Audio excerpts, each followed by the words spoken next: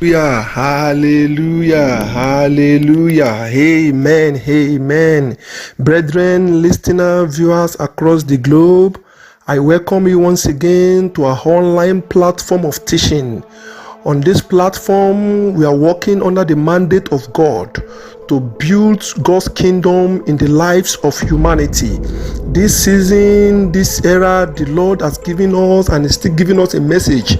And part of the message that the Lord has laid in our heart under Christ Ambassadors Network is Lifter of Destiny. Lifter of Destiny Part 3 is what you are listening to if you are just here for the first time. And for you to have the full understanding of this message, we are going to play with you that you go to our YouTube channel, Adebare Ezekiel YouTube channel. There you will have privilege to listen to the part 1 of this message and the part 2 of this message. Then you can correlate and relate it down with the one you're listening to currently. And on the channel we have series and diverse of messages that the Lord has been preaching through us, which I'm believing is going to empower you, strengthen your spiritual life, and restore you back in the normalcy in the spiritual race. Remain blessed as you are doing that in the mighty name of Jesus. Lifter of Destiny Part 3, our anchor text is being taken from the book of Genesis chapter number 37 down to chapter number 50, the story of Joseph. And the second Bible anchor in this teaching, for this teaching, is being taken from the book of 2 Samuel chapter number 9, from verse 1 down to 13, the story of Mephibosheth. Amen, somebody.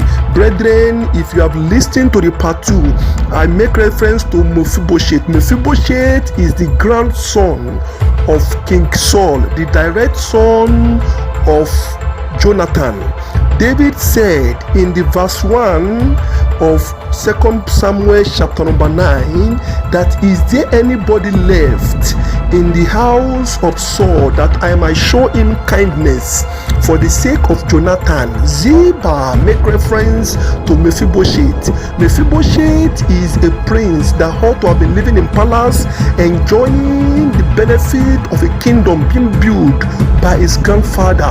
But based on circumstances, he became lame and he was being transported, or he was being sent, or he was being pushed down to a territory called Lodebar. I told us, if you are listening, if you have followed our message, that Lodebar is a territory that cannot be joked with. Lodebar is an atmosphere in the spiritual realm. It is an atmosphere of pains, an atmosphere of agony, of hurt, suffering, of total torment and anguish, of affliction, trauma, grief. Lodebar is a place of desolation and barrenness, an isolation territory. Lodebar is a place of solitude, a loneliness place. It's a place of despondency and a place of lost hope. Brethren, if you are passing through any of these circumstances, it is a symbol of Lodebar. And I must tell you this, for the case of for the reason, listen to this message, you cannot walk yourself out of Lodebar without the assistance of helper of destiny. You cannot walk yourself or deliver yourself out of the territory called Lodebar, which might represent depression, which might represent rejection, which might represent sadness of failure, without the help of Lifter of Destiny. Brethren, God is the original Lifter of Destiny, but I told us that God dwells in heaven and he has gifted this earth to mankind for God to walk, for God to move, for God to perform any miracle or any astounding testimony. God must walk through man. So if you are believing in God and you are neglecting man, it will be difficult for you to notice or observe the Lifter of Destiny being sent to you by God. I want you to know how Lifter of Destiny operates. David mentioned an important word in that same book of 2 Samuel chapter number 9 verse 4.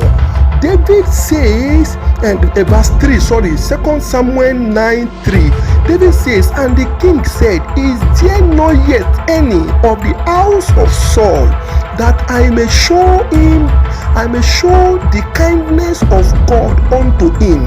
The first thing, and under the umbrella which lifter of destiny humanly will be operating, he or she must be operating under the kindness of God.